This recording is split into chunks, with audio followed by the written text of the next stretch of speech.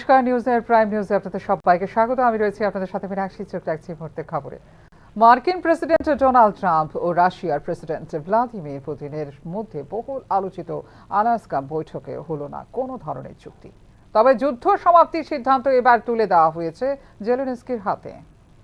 অবশেষে দুই শক্তিধর দেশের প্রধানের মধ্যে বৈঠকে আলোচনা গঠনমূলক এবং পারস্পরিক শ্রদ্ধাশীল বলে জানতে পারল গোটা বিশ্ব। কিন্তু কোনো চুক্তি না হওয়ায় নিশ্চিত হওয়া যায়নি পুরো বিষয়ে। অবশ্য ট্রাম্প পুতিন উভয়ই বিশ্ববাসীর মনে জাগিয়ে রেখেছে প্রত্যাশা, কারণ রাশিয়া ও ইউক্রেনের দীর্ঘস্থায়ী যুদ্ধের সমাপ্তির বল এখন ঠেলে দেওয়া হয়েছে জেলেনস্কির কোর্টে। তাই আগামী সোমবার মার্কিন প্রেসিডেন্ট ডোনাল্ড ট্রাম্পের ডাকে বৈঠকে মিলিত হবেন ইউক্রেনের প্রেসিডেন্ট ভলোদিমির জেলেনস্কি। রাশিয়া ও ইউক্রেনের দীর্ঘস্থায়ী যুদ্ধের সমাপ্তি এবং ইউরোপীয় নিরাপত্তার ভবিষ্যৎ নিয়ে আলোচনার জন্য মার্কিন প্রেসিডেন্ট ডোনাল্ড ট্রাম্প এবং রাশিয়ার প্রেসিডেন্ট ভলোদিমির পুতিন শনিবার একটি উচ্চ স্তরের সম্মেলনে মিলিত হন আলাস্কার আগজের শহরে। যদিও এ সম্মেলন থেকে কোনো চুক্তি স্বাক্ষরিত হয়নি, তবে এটিকে গঠনমূলক ও পারস্পরিক শ্রদ্ধাশীল আখ্যা দিয়েছে উভয় নেতা। এই বৈঠক ছিল ফেব্রুয়ারি 2022 সালের ইউক্রেনে রুশ আগ্রাসনের পর পুতিনের প্রথম পশ্চিমা সফর। বৈঠক চলেছে প্রায় 3 ঘন্টা। আলোচনার পর অনুষ্ঠিত হয় যৌথ সংবাদ সম্মেলন, যেখানে কোনো প্রশ্ন নেওয়া হয়নি। আলোচনা অত্যন্ত গঠনমূলক ও পারস্পরিক শ্রদ্ধাশীল ছিল। আমরা কিছু গুরুত্বপূর্ণ বিষয়ে একমত হয়েছি বলে জানিয়েছেন ভলোদিমির পুতিন। অপরদিকে আমাদের বৈঠক অত্যন্ত ফলপ্রসূ হয়েছে। বেশ কিছু বিষয়ে একমত হয়েছি, যদিও কয়েকটি বিষয়ে এখনো অমীমাংসিত বলে মন্তব্য করেছেন ডোনাল্ড ট্রাম্প। তবে এখনো কোনো শান্তি চুক্তি হয়নি বলে স্বীকার করেছেন এই দুই নেতা। এদিন পুতিন ইউক্রেন ও ইউরোপীয় দেশগুলিকে সতর্ক করে বলেন, এই অগ্রগতিকে যেন কেউ প্ররোচনা বা অন্তর্ঘাতের মাধ্যমে বাধাগ্রস্ত না করে। তিনি সম্মেলনের শেষ দিকে মস্কো সফরের আমন্ত্রণ জানান ট্রাম্পকে। ব্যুরো রিপোর্ট, নিউজ নাও। ছেলেদের পাশাপাশি মেয়েরাও এখন নেশার কবলে। নেশার বিরুদ্ধে জিরো টলারেন্স নীতি রয়েছে রাজ্য সরকারের। এডিনগর স্কুল মাঠে আয়োজিত অনুষ্ঠানে এমনটাই জানিয়েছেন মুখ্যমন্ত্রী ডাক্তার মানিক সাহা। ড্রাগ মাফিয়াদের বিরুদ্ধে কঠোর ব্যবস্থা এবং এক্ষেত্রে রাজ্য সরকারের জিরো টলারেন্স নীতির কথা আবারও একবার উল্লেখ করলেন মুখ্যমন্ত্রী ডাক্তার মানিক সাহা। শনিবার এডিনগর স্কুল মাঠে আয়োজিত অরবিন্দ সংঘের অনুষ্ঠানে উপস্থিত হয়ে রাজ্যের ড্রাগ চক্রকে হুঁশিয়ারি দেন মুখ্যমন্ত্রী ডাক্তার মানিক সাহা।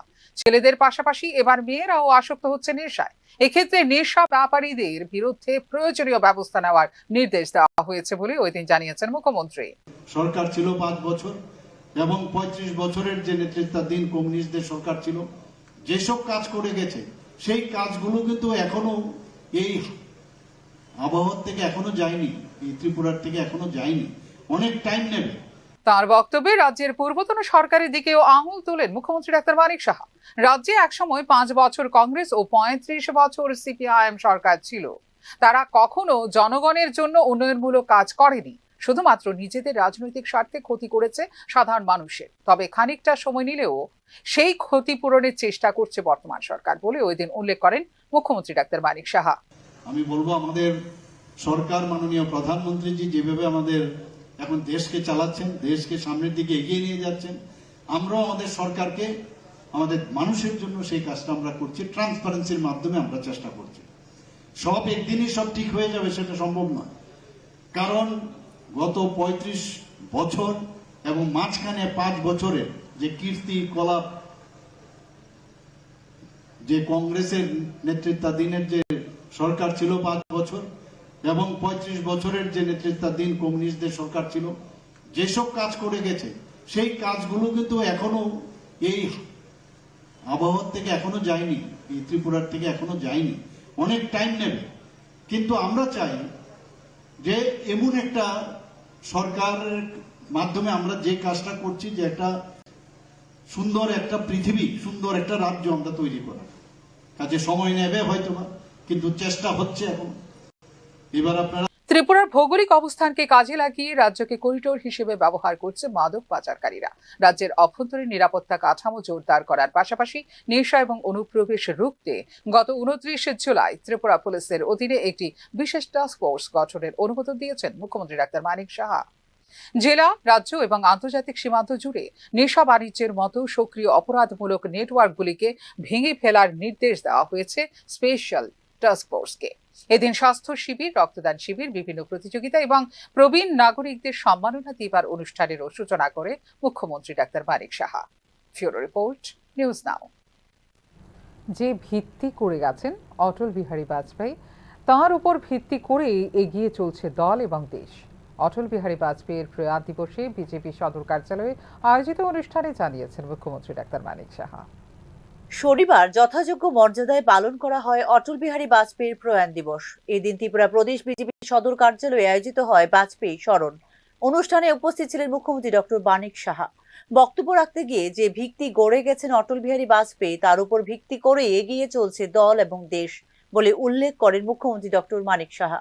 নিজের লক্ষ্যরেখা পার করলে মানুষ গ্রহণ করবে না বলেও এদিন দলীয় কর্মীদের উদ্দেশ্যে সতর্ক বার্তা দেন মুখ্যমন্ত্রী। আমাদের দেশ এখন উন্নত শিখরে পৌঁছে গেছে, সেটা একমাত্র সম্ভব হয়েছে এই ধরনের লিজেন্ড ব্যক্তিরা, যে ফাউন্ডেশন আমাদের পার্টি বা আমাদের এই দেশকে চালাতে গিয়ে তারা রেখে গেছে, তার উপর ভিত্তি করে আমাদের দেশ এখন চলছে। কাজে এইগুলো আমরা মাঝে মাঝে অনেক সময় আমরা কিন্তু ডেভিয়েট হয়ে যায়, যে আমি ভাবি যে আমি এভাবেই চললেই চলবে, সেটা নয়।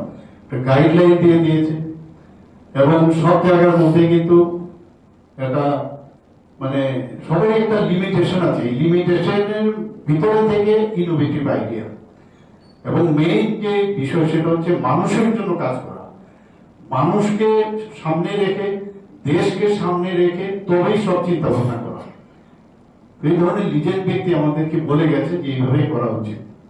কোনো অবস্থায় লক্ষণ রেখা পার হয়ে যদি আমি মনে করি যে আমি একটা অদ্ভুত একটা মানে বক্রপথে আমি চলবো, তাহলে মানুষ সেটাকে অ্যাকসেপ্ট করবে না। তিনবার প্রধানমন্ত্রী হিসেবে দায়িত্ব পালন করেছেন অটল বিহারী বাজপেয়ী। এই ক্ষেত্রে মানুষের হৃদয়ে চিরদিনের জন্য স্থান করে নিয়েছেন অটল বিহারী বলেও এদিন উল্লেখ করেন মুখ্যমন্ত্রী ডক্টর মানিক সাহা। তিনবার প্রধানমন্ত্রীর দায়িত্বে ছিলেন, যদিও প্রথম দুবার খুবই স্বল্প সময়ের জন্য, কিন্তু উনি যে দাগ সমস্ত মানুষের হৃদয়ে রেখে গেছেন, সেটা এখনো আজকে আমাদের স্মরণ করার। অটল বিহারী বাজপেয়ী ছিলেন ভারতের প্রথম অকংগ্রেসী প্রধানমন্ত্রী, যিনি 1998 থেকে 2004 পর্যন্ত পূর্ণ মেয়াদী পরিচালনা করেন দেশ। 2005 সালের শেষের দিকে রাজনীতি থেকে অবসর ঘোষণা করেন বাজপেয়ী। রাজনৈতিক জীবনে 9 বার লোকসভা এবং 2 বার রাজ্যসভায় নির্বাচিত হয়েছিলেন তিনি। 1992 সালে ভারতের দ্বিতীয় সর্বোচ্চ বেসামরিক সম্মান পদ্মবিভূষণ লাভ করেন এবং 2 বছর পর সেরা সংসদ সদস্যের পুরস্কার লাভ করেন অটল বিহারী বাজপেয়ী। 2015 সালে ভারতের সর্বোচ্চ বেসামরিক সম্মান ভারত রত্ন প্রদান করা হয় তাকে। একই বছর 1971 সালের ভারত পাকিস্তান যুদ্ধের সময় বাংলাদেশের স্বাধীনতার পক্ষে সমর্থনের জন্য তাকে Friends of Bangladesh Liberation War পুরস্কার প্রদান করে বাংলাদেশ সরকার। 93 বছর বয়সে বার্ধক্যজনিত অসুস্থতার কারণে মৃত্যু হয় ভারতীয় জনতা পার্টির এই প্রবাদ প্রতিম নেতৃত্বের। কূটনৈতিক দক্ষতা, বাগ্মিতা এবং জয় জওয়ান, জয় কিষাণ, জয় বিজ্ঞান স্লোগানের জন্য ভারতীয় রাজনীতিতে অটল বিহারী বাজপেয়ী অর্জন করে নিয়েছেন অনন্য স্থান। 1998 সালে তার নেতৃত্বাধীন সরকারের সময় পারমাণবিক পরীক্ষা পরিচালনা করে, যার মধ্য দিয়ে একটি পারমাণবিক শক্তিধর দেশ হিসেবে আত্মপ্রকাশ করে ভারত। তার বাগ্মিতা এবং প্রজ্ঞার পাশাপাশি অসাম্প্রদায়িক দৃষ্টিভঙ্গির জন্য ভারতীয় রাজনীতিতে স্মরণীয় হয়ে আছেন Atal Bihari Vajpayee. Bureau report, News Now. হাসপাতালে চিকিৎসকের কাছে পৌঁছানোর আগে বাথরুমে পুত্র সন্তান প্রসব, কিন্তু শিশুটিকে থলেতে করে বেরিয়ে যাবার সময় শিশুটিকে উদ্ধার করা হয় মৃত অবস্থায়। বিষয়টি নিয়ে কিছু সময়ের জন্য উত্তেজনার সৃষ্টি হয় জিবি হাসপাতালে। শনিবার সন্তান সম্ভবা স্ত্রীকে ডাক্তার দেখানোর জন্য জিবি হাসপাতালে এনেছিলেন মোহনপুর কলকলিয়া এলাকার নিপু দাস, কিন্তু ডাক্তার দেখানোর আগেই হাসপাতালের বাথরুমে পুত্র সন্তান প্রসব করেন মহিলা। পরবর্তী সময়ে প্লাজেন্টা নিয়ে ডাক্তার দেখাতে গেলে তাকে বাচ্চার কথা জিজ্ঞাসা করা হলেও কোনো উত্তর দেননি তিনি। ওই সময় নিপু দাসকে একটি বাজারের ব্যাগে করে একটি শিশু নিয়ে বেরিয়ে যেতে দেখতে পান হাসপাতালের নিরাপত্তা কর্মীরা। সাথে সাথে নিপু দাসকে আটক করে খবর দেওয়া হয় পুলিশে। ঘটনাস্থলে ছুটে গিয়ে মৃত অবস্থায় শিশুর দেহ উদ্ধার করে পুলিশ। তার স্ত্রী তাকে বাচ্চা ব্যাগে করে বাইরে নিয়ে যেতে বলেছিলেন বলে দাবি নিপু দাসের। ডেলিভারি আছে পরে এর আমার বয়স না তোমার ইয়া দিয়াতে কুছে বাচ্চাটা তুমি রাখো এটা ইয়া দিয়া রেখে দো বাচ্চাটা রেখে দো দা এর রেখে দিতে বাচ্চাটা আর কুছে তুমি ডেলি ইয়া লিয়াও না না স্যার আমরা মারছি না বাচ্চা মারছি না। আচ্ছা এখানে তো ডাক্তার আসলো, আমরা বাথরুমে কি কারণে বাথরুমে দিছে বাচ্চা পরীক্ষা করার লেগে এরপরে তার লগে লগে এই কেন ইয়ার ভিতরে ডেলিভারি আছে। হ্যাঁ এটা ডেলিভারি আছে লগে লগে ডাক্তার দাঁড়াইছি, ডাক্তার দেখান লেগে এরপরে বাচ্চাটা আমি রেখা দিচ্ছি এর থেকে আছে না আমার কো দুই তালার উপরে যাও গাইনি দুই তালার থেকে আবার ফাটাইছে নিচে ফাটাইছে এরপরে আমি কইটা অনেক বাক্স ঢুকাইছি বলতে বাচ্চাটা রাখছি এদিকে রেখা দিছিলাম। কি কারণে রাখছেন বাচ্চাটা? সঙ্গে সঙ্গে ডাক্তার দেখাইলেন না কেন? তারপরে বাচ্চাটা মারা গেছে।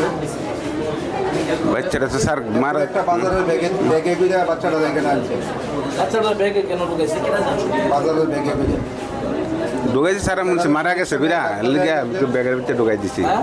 মারা গেছে কইরা ব্যাগে ঢুকাই দিছি। আপনি কিভাবে বুঝলেন যে বাচ্চাটা মারা গেছে? এদিকে শুধুমাত্র প্লাজেন্টা নিয়ে আসলে মহিলাকে নবজাতকের কথা জিজ্ঞাসা করা হয়েছিল বলে জানিয়েছে কর্তব্যরত চিকিৎসক। পেশেন্টটা ওপিডিতে দেখা হয়েছিল ফার্স্ট, এরপরে ওপিডি থেকে লেবার রুমে ট্রান্সফার করা হয়েছে বিকজ ব্লিডিং ছিল অনেকটা, তো ওপিডিতে বোঝা যায়নি কী ছিল এক্স্যাক্টলি। এখানে আসার পরে আমরা জাস্ট কর্ডটা পেয়েছি, মানে প্লাসেন্টার সাথে যে কর্ডটা থাকে কর্ডটা ছিল, কর্ডটা ক্ল্যাম্প করা ছিল না, তো প্লাসেন্টা পেশেন্ট ভেতরে নিয়ে এসেছে। প্লাসেন্টাটা লেবার রুমে আসার পর আমরা প্লাসেন্টা বের করেছি, আর বাচ্চার কথা পেশেন্ট পুরো ডিনাই করছিল, এখনও ডিনাই করছে। ব্যাস বাচ্চাটা কি এখন কি জীবিত না মৃত? বাচ্চাটা তো এখানকার সিকিউরিটি যারা আছে ওরা হাজব্যান্ডকে রিট্রিভ করেছে, হাজব্যান্ড মেবি বাচ্চা কোথাও লুকিয়ে রেখেছিল, বাচ্চা তো এখন। অ্যাকচুয়ালি আমাদের কাছে খবর ছিল যে কি বলে একটা মহিলা নাকি একটা বাচ্চা প্রসব করছে, তার হাজব্যান্ডে নাকি তার উপরে আঘাত করছে, খবর পাই আমরা। সেই বাচ্চাটা কি জীবিত আছে বর্তমানে? মারা গেছে বাচ্চাটা এখন আমরা দেখি। যতদূর জানা গেছে বাচ্চাটাকে নাকি ক্যারি ব্যাগে ব্যাগে করে বক্সে রেখে বাজারে ব্যাগে করে নিয়ে যাওয়ার চেষ্টা করেছিল। বাজারে ব্যাগে করে নিয়ে যাবে এই তো স্বীকার করে এখনো ডিটেলস কিছু জানতে পারিনি, যতটুকু সে বলছে যে আমি কিছু করিনি, আমার পিছিয়ে এসে চলে গেছে, এতটুকুই। শিশুটির মৃত্যু প্রসবের সময় স্বাভাবিক কারণে হয়েছে নাকি প্রসবের পর বেঁচে থাকার পরও কোনোভাবে তার মৃত্যু ঘটানো হয়েছে তা নিয়ে পুলিশি তদন্তের দাবি করেছেন হাসপাতালের অন্যান্য রোগী এবং তাদের পরিজনেরা। যদি শিশুটির প্রসব মৃত্যু অবস্থাতেও হয়ে থাকে তবুও দেহ গোপন করার চেষ্টার কারণে নেওয়া যেতে পারে আইনি ব্যবস্থা। অপরদিকে কেন একজন প্রসব ব্যথা শুরু হওয়ার সন্তান সম্ভবাকে যথাযথ চিকিৎসা সহায়তা দেওয়া হয়নি তা নিয়েও প্রশ্ন তুলছেন সংশ্লিষ্টরা। বাথরুমে প্রসব ঘটানোর মতো অব্যবস্থাপনা কেন রাজ্যের প্রধান রেফারেল জিবি হাসপাতালে, প্রশ্ন উঠছে তা নিয়েও। ব্যুরো রিপোর্ট, নিউজ নাও।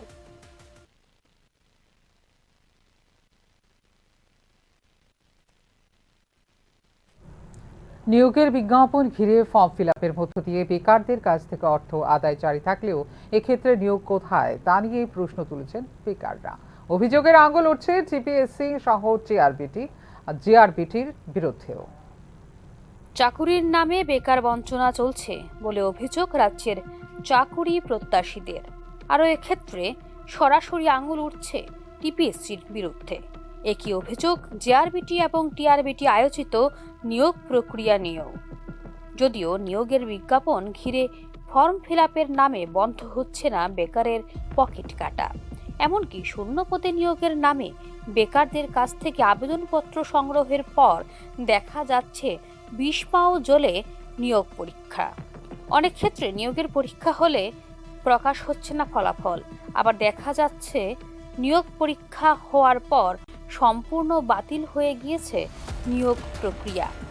যদিও বেকার বিক্ষোভের চাপে একাংশ ক্ষেত্রে নিয়োগ প্রক্রিয়া সম্পন্ন হচ্ছে ঠিকই, এক্ষেত্রে একটি নিয়োগ প্রক্রিয়াকে ঘিরে প্রথমে মহাকরণে মন্ত্রিসভার সিদ্ধান্তের নামে সাংবাদিক সম্মেলন, নিয়োগের বিজ্ঞাপন প্রকাশ, আবেদনপত্র সংগ্রহ, 2 ধাপে লিখিত পরীক্ষা। মৌখিক পরীক্ষা এবং চূড়ান্ত ফলাফল প্রকাশের নামে একটি নিয়োগ প্রক্রিয়া শেষ হতে সময় লাগছে বছরের পর বছর। টিপিএসসি, জিআরবিটি, টিআরবিটি কর্তৃপক্ষের ধীর গতির জন্য বেকারদের কাছ থেকে গায়েব হয়ে যাচ্ছে চাকরি জীবনের গুরুত্বপূর্ণ বছরগুলি। ফলে চাকরির ফুল বেনিফিট পাচ্ছে না চাকরি প্রত্যাশীরা। অন্যদিকে প্রত্যেক বছর বেড়েই চলছে বয়স উত্তীর্ণ বেকারের সংখ্যা।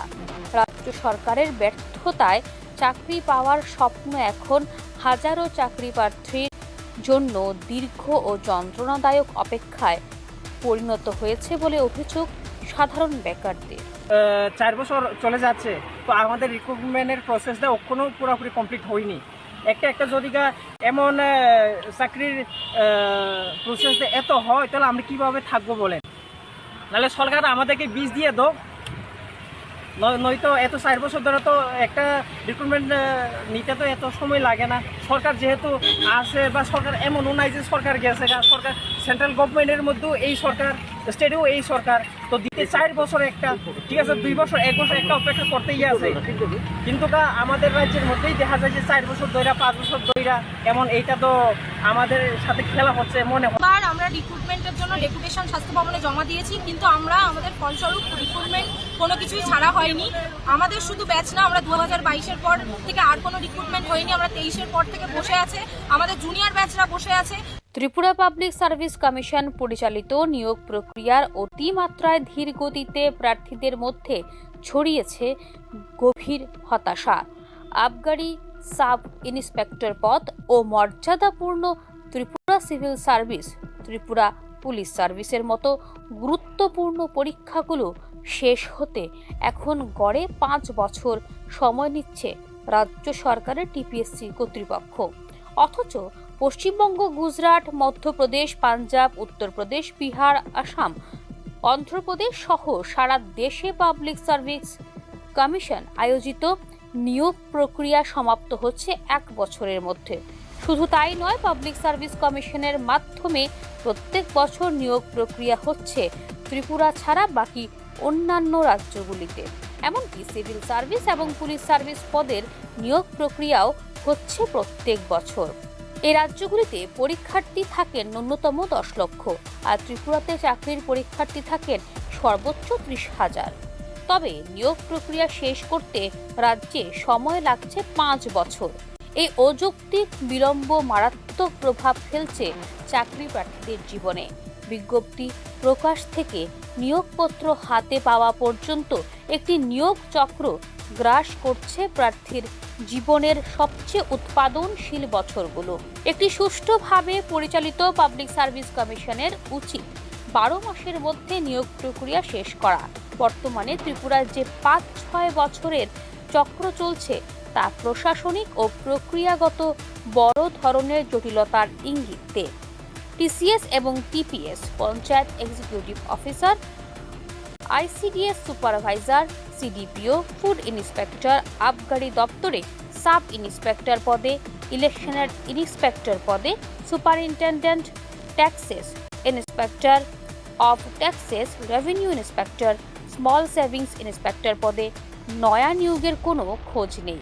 টিপিএসসি কর্তৃপক্ষের ব্যর্থতায় স্বাভাবিকভাবেই নিয়োগ সংক্রান্ত ক্ষেত্রে স্বায়ত্তশাসিত এই সংস্থাগুলির কার্যকারিতা নিয়েও প্রশ্ন উঠছে। ভিও রিপোর্ট, নিউজ নাও। রাজ্য লেবার কমিশনের উদ্যোগে শনিবার রাজ্যের আউটসোর্সিং কোম্পানির কার্যকর্তাদের সাথে এক পর্যালোচনা সভা অনুষ্ঠিত হয়।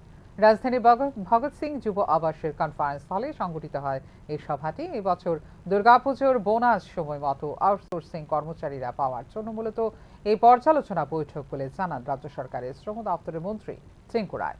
আগামী 27 আগস্ট পুনরায় বৈঠকের মধ্যে যেন পুজোর বোনাসের সিদ্ধান্ত গ্রহণ করা হয়। এই পর্যালোচনা সভায় উপস্থিত ছিলেন রাজ্যের লেবার কমিশনার বিশ্বজিৎ পাল, যুগ্ম লেবার কমিশনার বিনয় দাস, সচিব টিকে দেবনাথ সহ রাজ্যের আউটসোর্সিং কোম্পানির কার্যকর্তারা।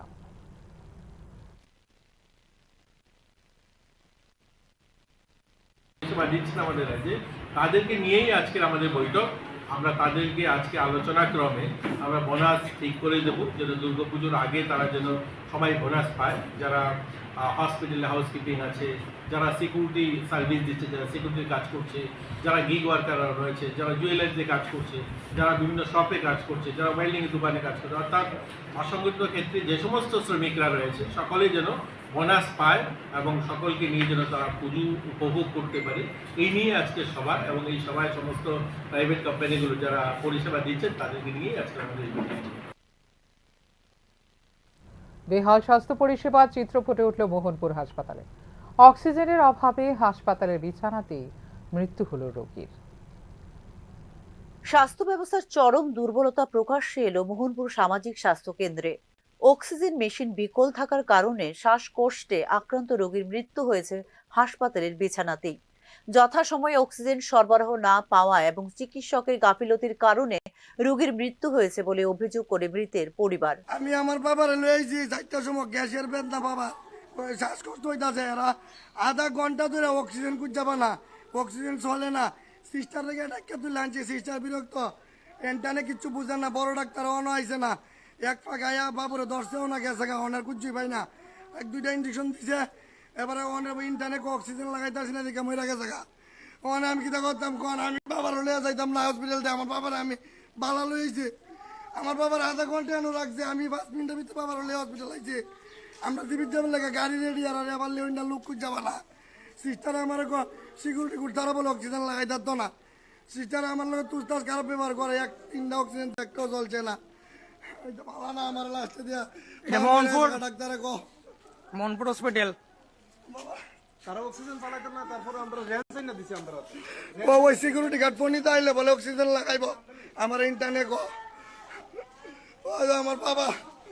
আমার বাবা আমি ভালো লোক লয়েছি, বা তোমরা ভাই আমার হেল্প করো, আমার বাবারে ভালো লয়েছি, অক্সিজেন বলে চলে না, 1টা 2টা 3টা লাগাইছে, হয়তো আমি অক্সিজেন লাগাইতে চলে না, ওই তো এটা চলে না, ওই তো আমি লাগাই, অক্সিজেন চলে না, ওই তো অক্সিজেন চলে না, আরো অনেকটি লাগাইছে, অক্সিজেন লাগাইছে। শনিবার ভোরে শ্বাসকষ্টজনিত রোগীকে মোহনপুর স্বাস্থ্য কেন্দ্রে নিয়ে আসা হয়, কিন্তু হাসপাতালে থাকা অক্সিজেন সিলিন্ডারটি ত্রুটিপূর্ণ থাকায় রোগীকে পর্যাপ্ত অক্সিজেন দেওয়া সম্ভব হয়নি।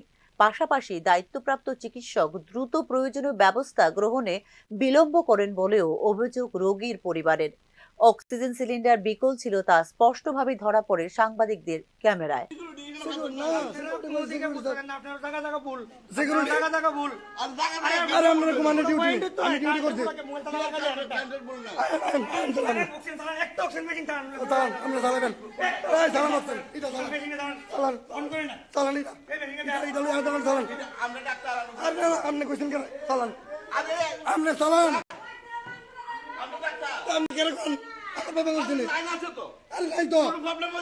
আরে কি প্রবলেম, একটা অগলতা প্রবলেম হইল বলি, একটাও তো চলছে না, ওই যে চলে না, দেন দেন দেন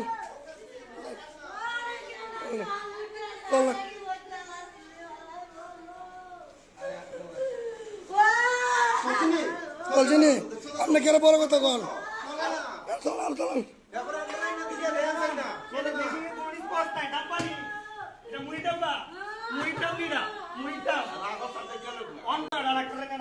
চলেন না, আরে ডাক্তার নিজে খুদ কইছে তো, এটা চলে না, এটা চলে না, এটা চলে না, এটা বলে পালা না, একটা মেশিন চালান, ওই তো এই লাইনটাও পালা না। আমার বাবার আমি সুস্থ লয়েছি, আমার বাবার সুস্থ লয়েছি, আমি যাইতাম না, আমি আমার বাবার হলে যাইতাম না, না আমার বাবার আমি সুস্থ লয়েছি, ডাক্তার উদ্ধার কেউ নাই, ডাক্তার কইছে অক্সিজেন অভাবে মরছে, ডাক্তার কইছে নিজে কুদিন টান, বড় ডাক্তার বাগছে। এই ঘটনায় স্থানীয়দের মধ্যে বিরাজ করছে ক্ষোভ ও অসন্তোষ।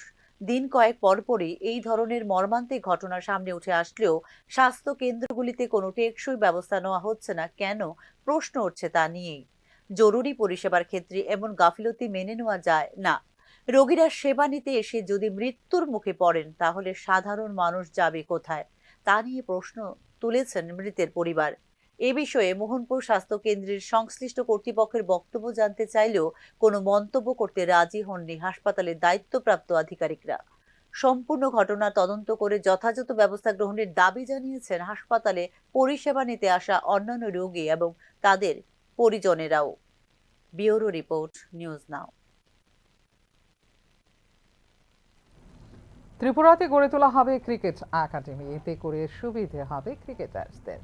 ত্রিপুরা ক্রিকেট অ্যাসোসিয়েশনের বার্ষিক পুরস্কার বিতরণী অনুষ্ঠানে কথা জানিয়েছেন মুখ্যমন্ত্রী doctor Manik Saha. Cricket academy গড়ে তোলার ক্ষেত্রে সরকারের সহযোগিতার প্রয়োজন হলে এক্ষেত্রে টিসিএ-কে সব ধরনের সহযোগিতা করা হবে বলে ওই দিন জানিয়েছেন মুখ্যমন্ত্রী doctor Manik Saha. Tripura cricket association ইতিমধ্যে বিভিন্ন মাধ্যমে আলোচনা করেছে। যদি পরিকল্পনাগুলো কাজ না করে তাহলে ক্রিকেট একাডেমি গড়ে তোলার জন্য জমিও দিতে পারে সরকার বলে এদিন জানিয়েছেন মুখ্যমন্ত্রী।